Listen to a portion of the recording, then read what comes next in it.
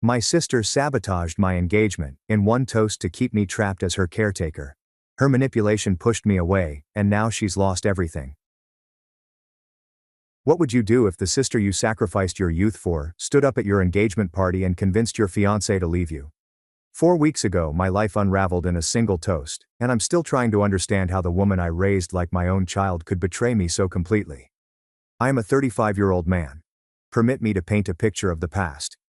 My parents passed away in a car crash when I was 20 years old, and my sister Vanessa, who was 18 years old at the time, was only 18. I withdrew out of college right away to take care of her, even though I had barely started. Our only relative was our grandma, who suffered from dementia and resided in a nursing home. With no other options, Vanessa remained a high school student. We moved into a tiny apartment together, and I found a job at a warehouse. While Vanessa completed her high school education, I worked 2 jobs to cover all of our expenses for the following 3 years.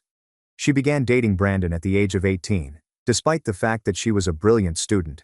His lack of responsibility made me dislike him, but Vanessa was completely smitten. Vanessa became pregnant with Brandon on her 20th birthday.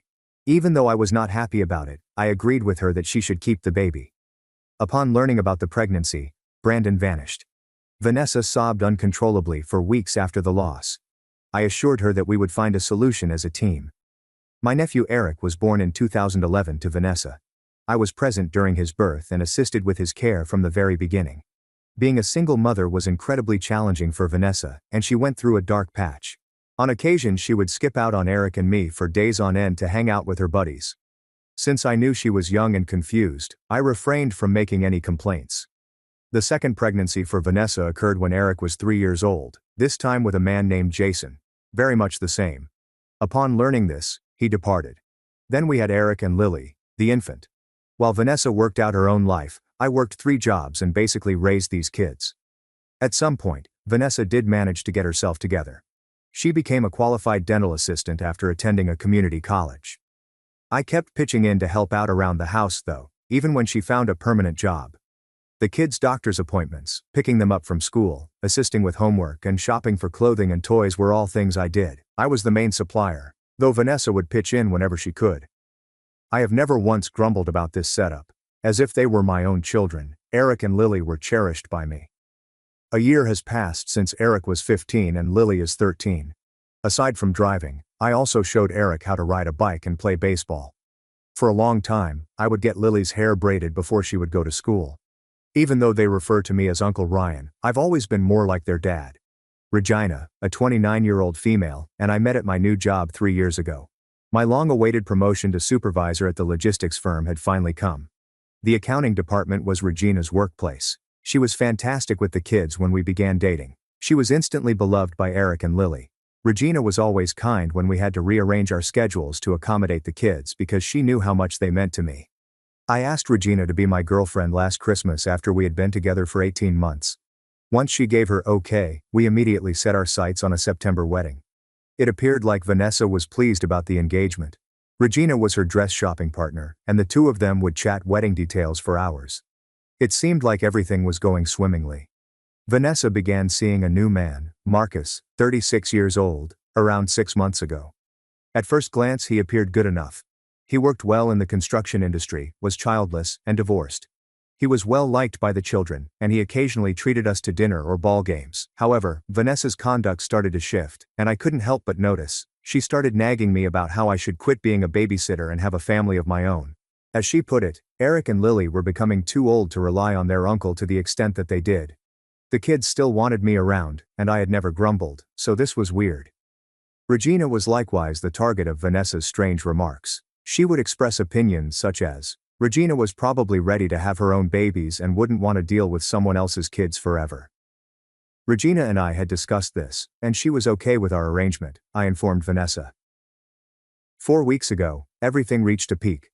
A nearby restaurant was the site of Regina and my engagement celebration. With Vanessa's aid, we were able to invite 40 of our closest friends and family members. Prior to Vanessa getting up to toast, everything was going swimmingly. Vanessa, instead of praising us, began to complain about all the times I had given up for her and her children. She added that in order to care for them, I had forsaken my college years, my 20s, and any opportunities for other relationships. After that, she uttered something that shivered me to the bone. She couldn't allow me to make another sacrifice, Vanessa told Regina as she stared directly at her. She argued that Regina should not be married to someone who had too many obligations and should instead choose someone who could devote their whole attention to her and any children they may have in the future. I would never be able to put Regina first, Vanessa said, therefore she believed we should break up. There was total stillness in the room. Regina bolted from the restaurant, her face turning pale. Even though I trailed behind her, she had already gotten into her car. She got in her car and left without speaking to me. Upon my return inside, I found Vanessa sobbing and explaining that she genuinely wished what was best for everyone.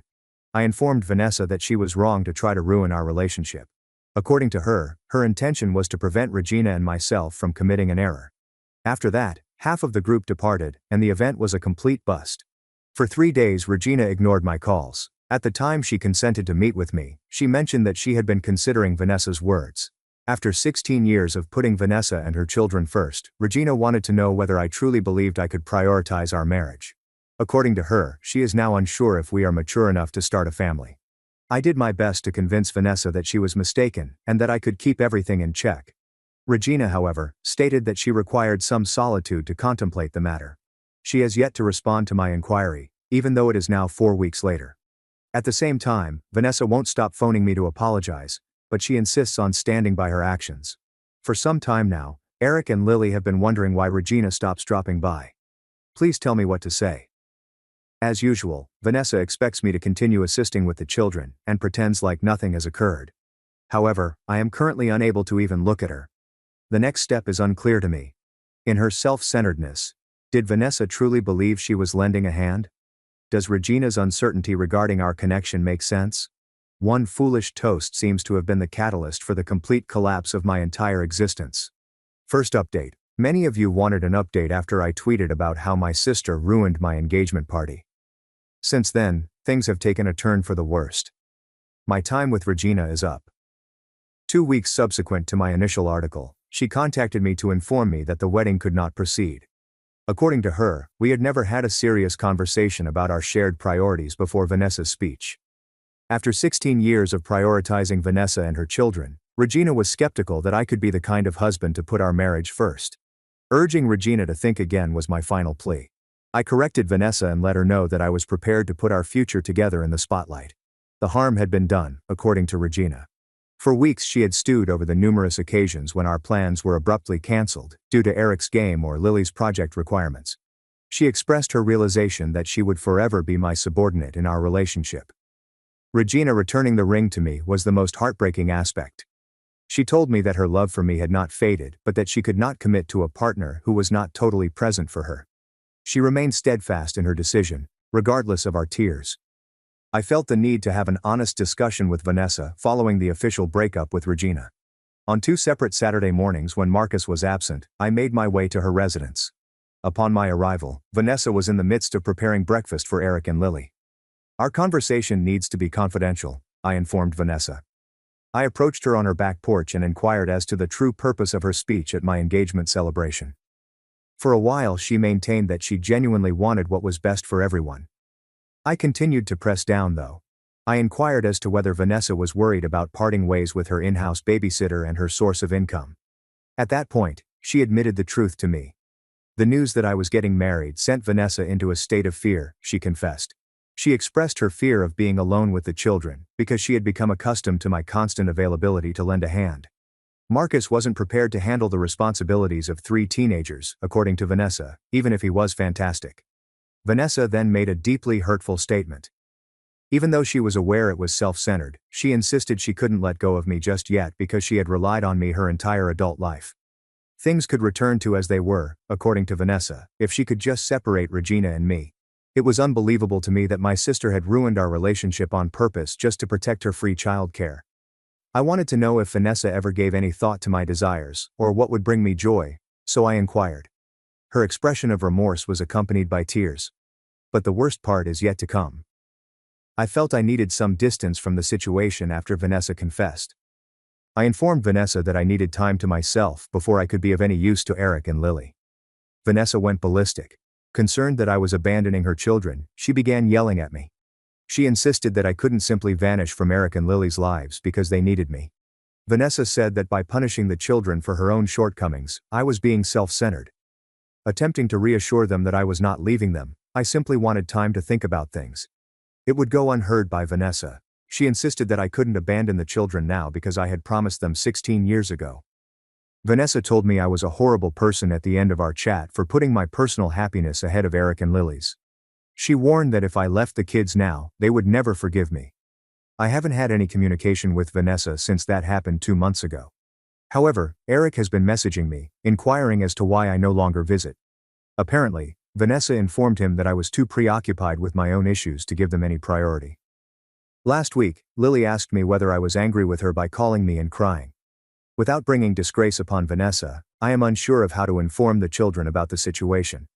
Their mother used her influence over me to bring them into this situation, and they have no right to suffer because of it. However, I also cannot return to the previous arrangement in which Vanessa could rely on me for any of her requirements.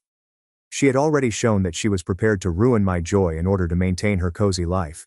Vanessa, meanwhile, has been spreading the word around relatives that I left the kids and her after all these years of being there for them. Last week my cousin gave me a call and accused me of lacking empathy.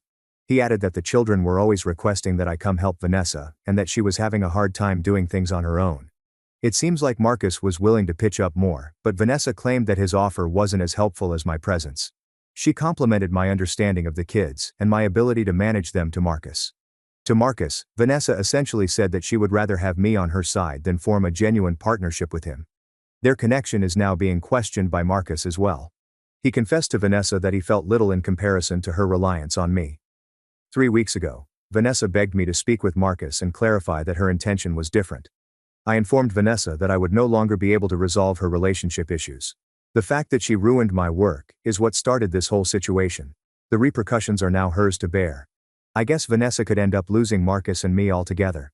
The children are distressed and bewildered, and I sit here questioning whether I am being self-centered by withdrawing, or if I am making the correct choice. Second update. Things with my sister have taken a surprising turn, so I feel compelled to give you all another update.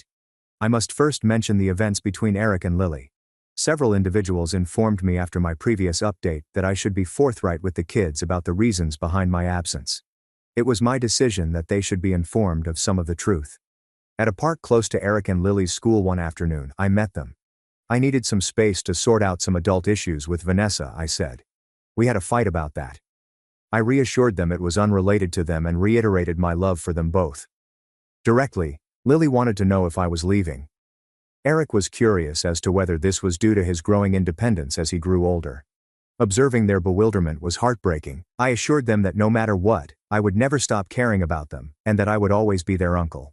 However, I did make it clear that I was unable to continue our previous arrangement in which I was responsible for the most of their daily care.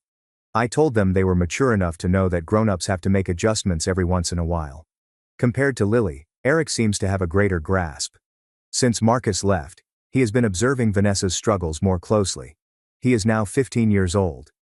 About 7 weeks following my last report, Marcus did in fact end his relationship with Vanessa. Even if her brother was extremely reliant on another man, he informed Vanessa he couldn't be with someone like that.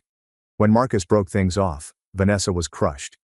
She begged me to help her get him over the phone, sobbing as she did so. I advised Vanessa to work on her relationships on her own. What Vanessa did next, though, was completely unacceptable. She began to influence Eric and Lily into my return by involving them. For issues that she could have handled herself, she would have them contact me. If Vanessa had offered to help with Lily's homework, Lily would call in a panic. Once, Eric contacted Vanessa to request that she not drive him to baseball practice because she was too anxious.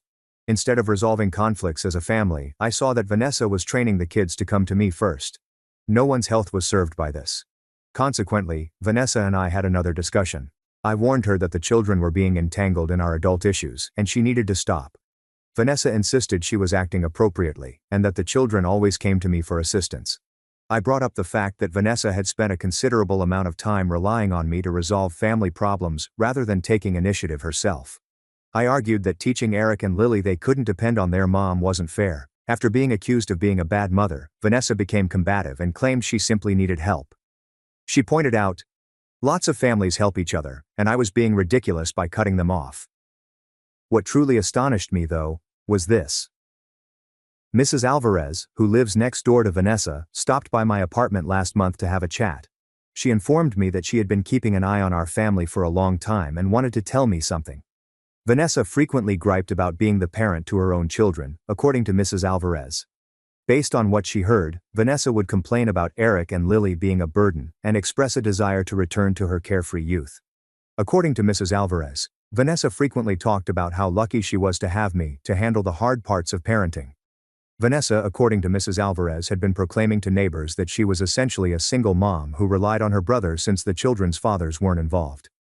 What Mrs. Alvarez didn't disclose was that Vanessa never brought up the fact that I had been financially supporting them for more than 10 years. As we spoke, it hit me. Vanessa had been playing the victim card while she claimed credit for the children's upbringing, even though I had done most of the work. I did most of the labor, and she was the one receiving pity for being a single mother going through tough times. Some clear limits needed to be established, I thought. I conveyed to Vanessa in a letter my intention to keep in touch with Eric and Lily, but only under my own conditions. Once a month, I would take them out and be ready for real situations, like I indicated before. However, I had had enough of being both their main caregiver and Vanessa's fall guy. I also made it clear to Vanessa that she must begin to shoulder the entire burden of caring for her children's basic necessities. She should seek out professional assistance or family services, I advised her, if she felt she couldn't manage raising 2 teenagers alone. In response, Vanessa, along by Eric and Lily, showed up at my flat. She informed me that the kids longed to be with me and missed my company. However, it was clear that she was trying to manipulate me by bringing up these issues. I had a pleasant afternoon with Eric and Lily, but I told Vanessa she couldn't just show up without a warning. I politely requested that she call ahead and respect my personal space. When I treated Vanessa like a stranger rather than a family member, Vanessa began to scream and accuse me of it.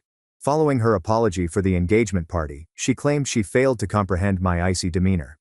After Vanessa shown her willingness to ruin my relationships in order to make me available for her convenience, I told her that apologizing wasn't going to cut it. Rebuilding trust requires deeds, not words, as I mentioned before. Ever since then, Vanessa has been spreading the word that I neglected my family duties in favor of my own egotism, rather than helping out her children. She has been portraying herself as a helpless victim who tragically lost her network of loved ones at a critical juncture. But to be honest, it no longer matters to me what version of events Vanessa tells. I'm sick of blaming other people for my own troubles and seeing my own life fall apart. Third upgrade. Since I believe this phase of my life is coming to a close, this will be my last update. These days, Vanessa and I hardly speak to one another at all. She tried one last time to get me returned to our previous arrangement after my last update. She made a big deal out of her appearance at my workplace one day, embarrassing my supervisor and colleagues. In her anguished words, Vanessa claimed that I had left her children when they needed me most. They missed me so badly, she added, that Eric was failing 3 classes and Lily was behaving up at school. Vanessa pleaded with me to return so that I might ease their suffering. In the aftermath, my supervisor took me aside to check in on how things were going at home. Because Vanessa's tantrum was so annoying, I had to fill him in on everything. Thanks be to God, my boss was sympathetic, although he did warn me not to let my private issues interfere with my job responsibilities in the future. Vanessa bringing her drama to my workplace was something I was really embarrassed about. I informed her over the phone that she would no longer be welcome at my workplace that night. I threatened to report her to the authorities as a harasser if she pulled another prank like that. Vanessa claimed to be in a state of extreme desperation, with no idea of how to proceed. Even though she knew Eric was having trouble in class, she was at a loss as to how to assist him with his hard math assignments. She described feeling helpless in the face of Lily's repeated infractions for speaking up against her professors. I reassured Vanessa that these were just typical difficulties that parents face, and that millions of individuals don't have brothers to help them out. Regarding Lily's behavioral problems, I advised that she consult a school counselor and consider tutoring programs for Eric. Vanessa claimed she was unable to continue attending school sessions due to a lack of time and money for tutoring. When I was able to take care of these things, she remarked, everything was a lot easier. It dawned on me then that Vanessa had never mastered the art of full-time parenting since I had been taking care of her every need. Vanessa was the recipient of my last offer. I promised to take Eric and Lily on a weekend getaway over summer break and keep seeing them twice a month. However, all other matters were to be handled by Vanessa alone, without my intervention. I threatened to end all communication if she didn't respect this final barrier I set. My offer wasn't sufficient, according to Vanessa. The children, she claimed, required more regularity and security than what was offered by casual visits. If Vanessa were to pass away, what would become of Eric and Lily? This was Vanessa's question. The only family they had, she added, was me. That was the precise issue, I informed Vanessa. My role in her children's life had been so ingrained that they were unable to carry on without me. It was unhealthy for both of us, I argued, and something had to change. As a result of her own mistakes, Vanessa said that I was punishing innocent children. Eric and Lily didn't ask to be born, she remarked, adding that I shouldn't let them suffer since I was angry with her. Regardless of his own feelings, a true guy, according to Vanessa, would prioritize the needs of the children. Our previous chat ended there. Vanessa went too far when she tried to implicate me in the children's well-being and cast doubt on my character. She would constantly attempt to re-roll me and would never accept limits, I learned. I last had any communication with Vanessa 3 months ago. Occasionally, Eric texts me, and I reply, but we don't get too deep into serious topics. I started letting Lily's calls go to voicemail after she tried contacting me multiple times, and Vanessa was obviously giving her advice on what to say. Mrs. Alvarez informed me that Vanessa has been going through a tough time. Evidently, Eric's performance at school declined, and he left the baseball team. As a result of her bad attitude, Lily has been in more difficulty than usual at school. Due to a plethora of school-related matters and meetings, Vanessa was forced to take time off from her job. Alvarez pointed out, Vanessa keeps talking about how unfair it is that I abandoned them right when they needed me most. Some people have heard Vanessa say that I'm selfish because I prioritize my comfort before aiding my family. To be fair, Mrs. Alvarez did tell me something intriguing as well. Her sources indicated that Eric had explained to his friends why I had stepped back and that his mother should get a life of her own. Compared to his mother, Eric seems to be more level-headed about this whole mess. Personally, I'm feeling much better. Along with completing some online classes to hone my abilities, I received a minor promotion at work. My social life has been more active recently, and I've even gone on a few dates, nothing serious just yet. At times I question whether I was wise to withdraw so far. Even though they had nothing to do with causing this disaster, Eric and Lily are bearing the brunt of its effects. Still, I'm well aware that I can't continue to put up with Vanessa's dependence, without eventually letting it ruin my life. It was easier for her to let me handle everything, so Vanessa chose not to learn how to be an independent parent, even though she had 16 years to do so. The arrangement that allowed her to enjoy the assistance without shouldering the burden of providing for her family's needs was one with which she was content. Vanessa, instead of taking charge of her life, sabotaged my happiness the moment I attempted to alter our dynamic. That made it crystal clear that she prioritized my safety above her own convenience. When Vanessa was young and overwhelmed, I helped her out, and I don't regret it. However, I wish I had set limits when the kids were younger. My failure to encourage Vanessa to cultivate her independent parenting abilities led to her becoming overly reliant on me. The decision has implications, and Vanessa and I will both have to deal with them. Without a safety net, she must figure out how to take care of her family's needs. Even though I am trying to put my life back together, I can't escape the reality that my niece and nephew are going through tough times. It's hardly a fairy tale ending, but it's the only one that lets me move on from fixing Vanessa's messes and have a future of my own.